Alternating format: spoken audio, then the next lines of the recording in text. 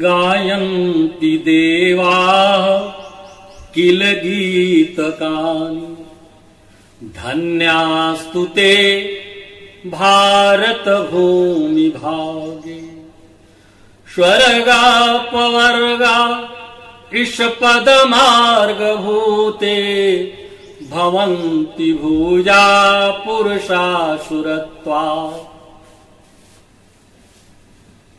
धन्य है भारत की ये धरती, यह हमारी भारत माँ, जहां पर ऐसे ऐसे ऋषियों मुनियों का अवतरण हुआ है जिन्होंने अपने कर्म से हमारे देश की माटी को सजाया है, सुसज्जित किया है और ऐसी चेतना दी है। ऐसे ही महर्षि का अवतरण आज वैशाख मास के शुक्ल पक्ष में तृतीया, जिसे अक्षय तृतीया के नाम से जाना जाता है, जमदग्नि ऋषि के कुल में माता रेणुका की कोख से एक ऐसे महापुरुष का अवतार हुआ है जिन्हें हम लोग राम के नाम से पहले जानते थे, लेकिन जब भगवान शंकर का उन्हें वरदान मिला तो परशुराम कहलाए। ऐसे महर्षि परशुराम हमारे धरती के उन 7 ऐसे ऋषियों में से हैं जो चिरंजीवी हैं। उनका नाम स्मरण करते हुए, उनके चरणों में प्रणिपात करते हुए मैं अपनी वाणी को प्रारंभ करता हूं। अश्वत्थामा बलिर्व्यासो हनुमांश्च विभीषणः कृपा परशुरामश्च सप्तेते चिरंजीविनः। इन 7 महर्षियों के खुराक को लेकर के अपने जीवन में हम सब लोग बलशाली बने, निरोगी बने। आज ऐसे पावन अवतरण दिवस पर आप सबको हमारी बहुत बहुत मंगल कामनाएं। आप सबके चरणों में प्रणाम निवेदित करता हूं। मित्रों, हम धन्य हैं इसलिए कि हमें मानव का शरीर मिला हुआ है और मानव का शरीर पा करके हम बौद्धिक विशेषता के कारण इस धरा के सर्वोत्कृष्ट प्राणी हो गए। प्राणियों में सबसे ऊंचे शिखर पर हमको स्थापित किया ईश्वर ने और बौद्धिक विशेषता के कारण ही उन्होंने हमको यह संदेश दिया कि देखिए, न्याय और अन्याय 2 पथ हैं, ये 2 चक्के हैं जीवन रूपी गाड़ी के। अन्यायियों के साथ किस प्रकार से हमारा संघर्ष होना चाहिए, ये हमें अगर सीखना है तो हम महर्षि परशुराम से सीखें, जिन्होंने अपने जीवन का उद्देश्य बनाया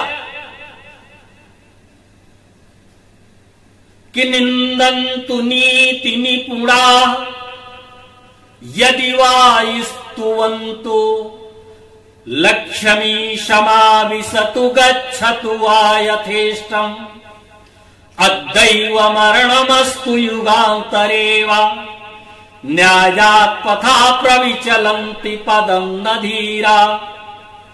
न्याय के पथ पर चलने वाले लोग कभी अपने पथ से विचलित नहीं होते और यही संदेश हमें हमारे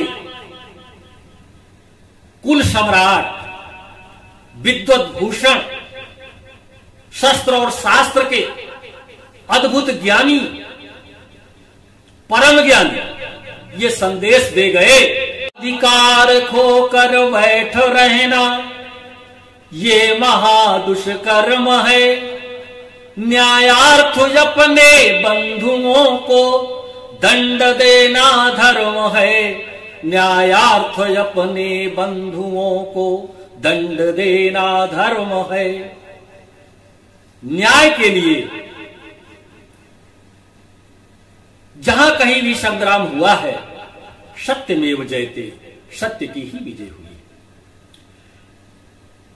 वर्तमान समय में जिस समय परशुराम जी का अवतरण होता है, भगवान शंकर का वरदान प्राप्त करके अपने अस्त्र के द्वारा सहस्त्रार्जुन जैसे आतताई अत्याचारी का विनाश करने के लिए उसकी भुजाओं को अपने अस्त्र से, अपने फरसे से काट काट करके उसको दंड देते। और यही नहीं, शास्त्रार्जुन ने बलात् ऐसी ऐसी छावनियों को नष्ट किया जहां पर लोग अपने अपने जीवन का सुखमय ढंग से पालन कर रहे थे। आतंक मचा रखा था उस समय। महर्षि परशुराम ने आतंकियों का सत्यानाश किया। और मित्रों, यहां तक कि भगवान विष्णु के छठे अवतार के रूप में अवतरित होकर के त्रेता युग के संधिकाल में आप आए और राम मर्यादा पुरुषोत्तम भगवान श्री रामचंद्र जी के पहले ही आपका अवतार हो चुका था। क्योंकि जिस समय धनुष भंग होता है, अपने गुरु का अपमान वो सहन नहीं करना चाहते। भगवान शंकर का धनुष टूट गया और भरी सभा में पहुंच करके परशुराम जी राम जी से संवाद करते हैं कि ये धनुष किसने तोड़ा। बड़ी विनम्रता के साथ राम जी उनको समझाते हैं कि नाथ शंभु धनु भंजनी हारा, वही है कोई एक दास तुम्हारा। आपका कोई दास ही हो सकता है। राम जी की विनम्रता की पराकाष्ठा और परशुराम जी का अपने गुरु के चरणों में प्रणिपात भक्ति, उनकी आज्ञा, गुरु की आज्ञा को सिरोधार्य करना, यह हमें स्पष्ट संदेश देता है कि हमें माता पिता की भक्ति करना चाहिए तथा गुरु के अपमान को सहन नहीं करना चाहिए, क्योंकि गुरु महान होता है। और जब गुरु का अपमान होता है तो शिष्य का अपमान होता है। इसलिए परशुराम जी अपने गुरु के अपमान को सहन नहीं कर सके।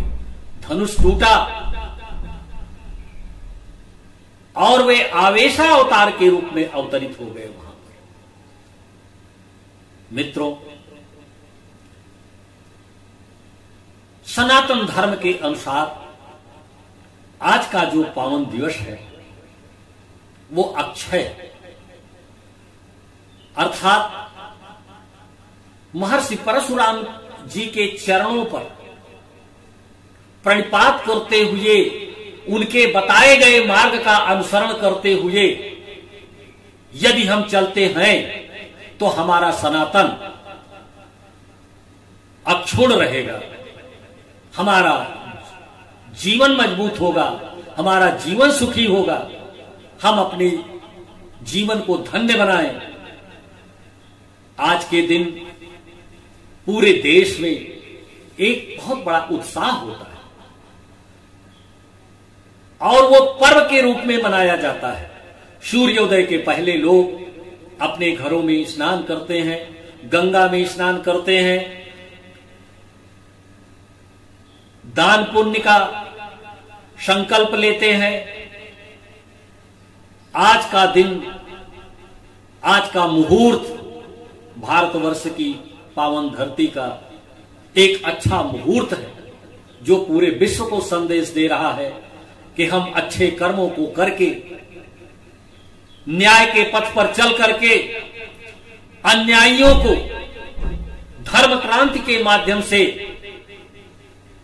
उन्हें दंड देने का संकल्प लेना चाहिए। इदम अस्त्रम इदम शास्त्रम, परशुराम जी के हाथ में एक हाथ में शस्त्र और एक हाथ में शास्त्र, दोनों था। वो युद्ध विद्या में भी निपुण थे, शास्त्र विद्या में भी निपुण थे। इसलिए उन्होंने हर जगह अपनी विजय पताका फहराई है और भारतवर्ष के महत्व को, भारतवर्ष की संस्कृति को उन्होंने एक जीवन दान दिया है। हम लोगों का यह दायित्व होता है कि आज ये संकल्प लें कि आज हमारे पुरोधा पावन दिवस है। इस पावन दिवस पर हम लोग ऐसा संकल्प लें कि अन्यायियों से हमेशा मुकाबला करते रहें और न्याय के पथ पर सदैव चलते रहें। हम कभी अपनी जीवन यात्रा से विचलित नहीं हो सकते हैं।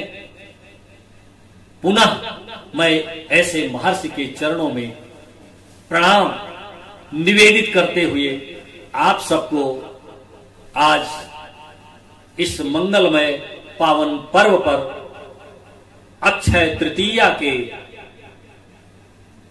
तिथि पर बहुत बहुत शुभकामनाएं व्यक्त करता हूं कि आप सब लोग अक्षय रहें, आपका बल कभी क्षीण न हो, आप इस धरती के एक मूल्यवान नागरिक होकर के पूरे विश्व में अपने परचम को फहराएं। यही मेरी शुभकामना है।